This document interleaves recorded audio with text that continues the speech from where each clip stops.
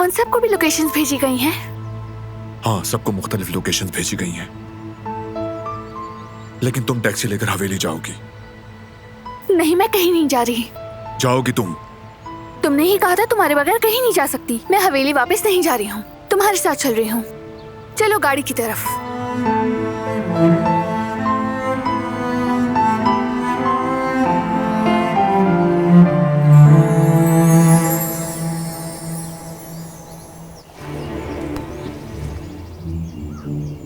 Message भेज दिए ना? जी बॉस। सारा सामान मुकम्मल है ना? सब मुकम्मल है बॉस। बहुत खूब, तो फिर खेल शुरू हो जाए।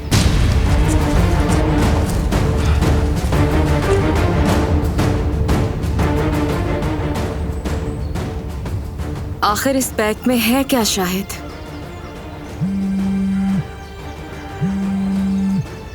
जी सबिया साहिबा।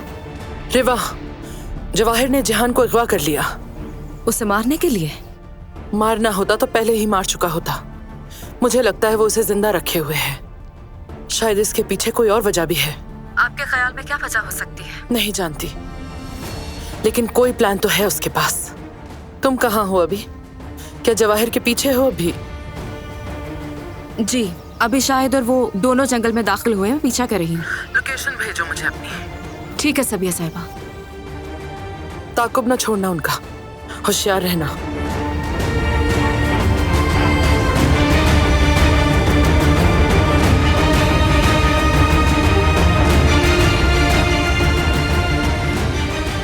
मुझे फौरन ही कुछ करना होगा, इससे पहले कुछ बुरा हो जाए।